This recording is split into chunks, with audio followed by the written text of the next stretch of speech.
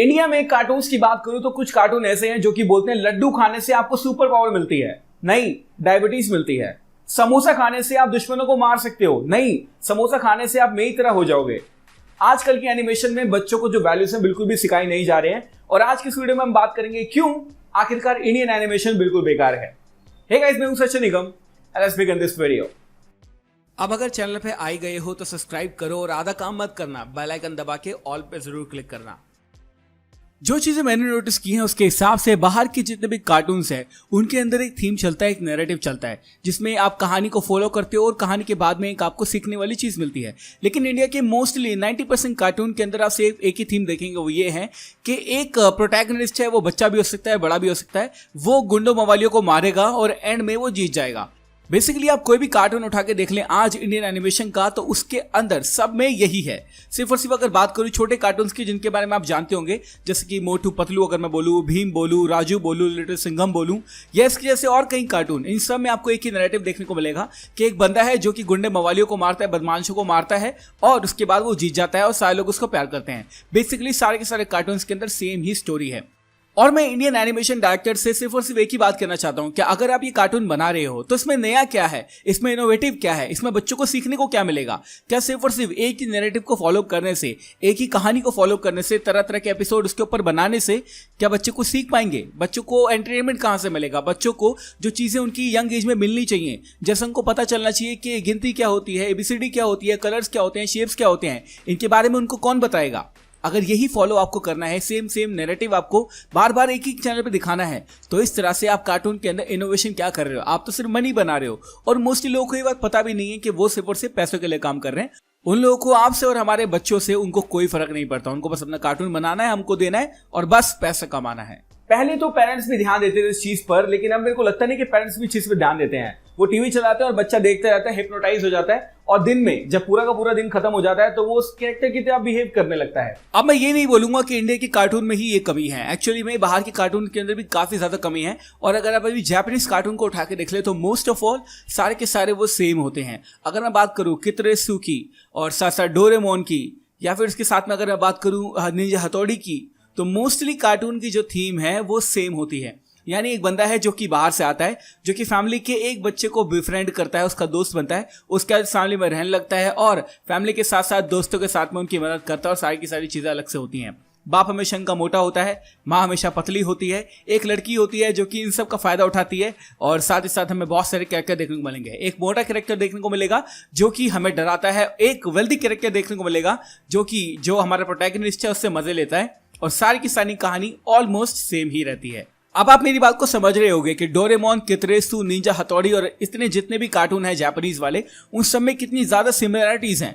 Basically सारे के सारे कार्टून सेम ही चीज बताते हैं अलग अलग तरीके से। जब मैं छोटा था तो एक कार्टून आता था Popeye the sailor man, it was lovely और इतना अच्छा सोशल मैसेज में मिलता था कि स्पिनच खाओ आपके डोले बनेंगे, मतलब हरी सब्जियों को खाने पे वो प्रमोशन करता था। लेकिन आज की डेट में आप कार्टून देख लो, भीम बेचारा एक थाली भर के लड्डू खा जाता है, उसके बाद वो सबको पेल देता है। इतने लड्डू अगर आप एक बार में खाओगे ना तो टाइप 2 डायबिटीज हो जाएगी आपको। इस बात के बारे में कोई भी बच्चा नहीं जानता है, लेकिन फिर भी उनको ऐसा लगता है कि जो भी चीजें हमें देखने को मिल रही है दे आर ऑल लवली। वैसे नाना पाटेकर की आवाज से, सनी देओल की आवाज से और सारे के सारे कैरेक्टर्स की आवाज से आप खुश तो हो जाते होंगे, लेकिन कभी आपने सोचा है कि बच्चे इनसे रिलेट कैसे कर पाते होंगे? क्या एक 5 साल का बच्चा जो आज की डेट में पैदा हुआ है, क्या ये बात जानता है कि नाना पाटेकर कौन है और मैं इस बंदे की आवाज क्यों सुन रहा हूं? मुझे ऐसा नहीं लगता कि उसको पता होगा। शायद ऐसा भी हो सकता है कि नाना पाटेकर कौन है, अनिल कपूर की गोल्डन फिल्म्स क्या है, उनके बारे में शायद आपको भी नहीं पता होगा।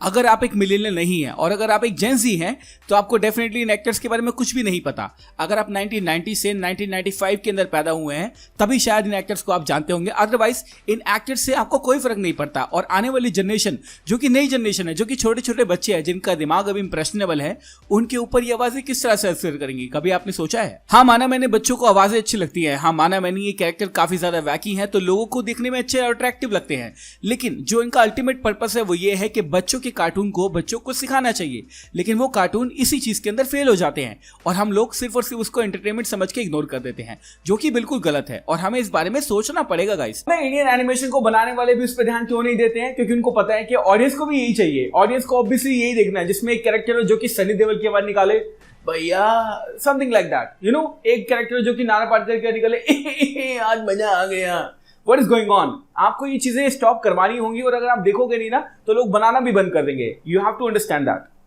और जो सबसे बड़ी प्रॉब्लम मुझे लगती है वो ये है कि क्लासिक कार्टून्स को भी इंडिया ने नहीं छोड़ा।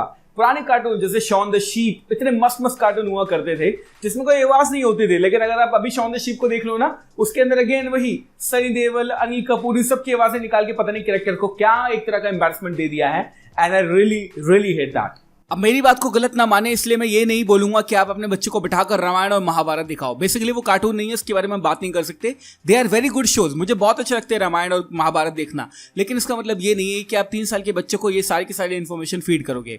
बहुत सारे कार्टून ऐसे हैं जिनको देखकर बच्चा कुछ सीख सकता है, जैसे मिकी माउस क्लब हाउस, डोरा दी एक्सप्लोरर, डिएगो। बहुत सारे कैरेक्टर हैं जिनको देखकर हम कुछ सीख सकते हैं, जैसे लिटिल आइंस्टाइन्स के कैरेक्टर। लेकिन ये सब के बारे में इंडिया के अंदर कोई बात ही नहीं करता। हमें मोटू पतलू, भीम और ये छुटकी जैसे कैरेक्टर से फुर्सत मिले तभी तो हम बात करेंगे ना। इसके बारे में आपको सोचना चाहिए। कुछ इंडियन कॉन्सेप्ट तो इतने अनरियलिस्टिक होते हैं कि उनके बारे में बात करना मतलब पॉसिबल ही नहीं है। 4 साल का लड़का राजू जो भीम में आता है, he doesn't wear any clothes. लड़की के सामने हो कोई भी लड़का कपड़े ही नहीं पहनता, मतलब व्हाट इज गोइंग ऑन। अब देखो, मैं ये नहीं कहूंगा कि बाहर के कार्टून बहुत अच्छे हैं। अगर आपने बाहर के एनिमेशन देखी है सो वो तो इंडिया के एनिमेशन से ज्यादा डर्टी होते हैं, बट मैं तो अपनी कंट्री के बारे में बात करूंगा ना। अगर बच्चों को ऐसा कंटेंट आप फीड करोगे तो वो तो बड़े होके एक बेवकूफ ऑडियंस ही बनेंगे। उसके बाद वो फिल्म वही देखेंगे जिसमें फ्लाइंग झाट होगा, अनिल कपूर जैसे एक्टर होंगे, और एक अच्छी स्टोरी को, जैसे टुम्बाड़ एक स्टोरी थी, उसको बिल्कुल भी फॉलो नहीं करेंगे वो। तो आज की इस वीडियो में मैंने आपको सिर्फ बताया कि इंडियन एनिमेशन की जो हालत है ना, बहुत ज्यादा टट्टी हो रखी है आज की डेट में। सिर्फ और सिर्फ आप ही लोग जिम्मेदार हो, क्योंकि आप लोग उसको देखते हो, आपको मजा आता है और इन सब चीजों को आप प्रोग्रेस करते हो। तो शायद अगर आप देखेंगे नहीं ना तो लोगों को पता चल जाएगा कि अब इंडियन एनिमेशन को सही करा जा सकता है। Thank you so much for watching this video guys. मैं हूं सचिन निगम, मिलूंगा आपसे अगली वीडियो के अंदर। Bye guys, take care, love you all and have a great amazing day.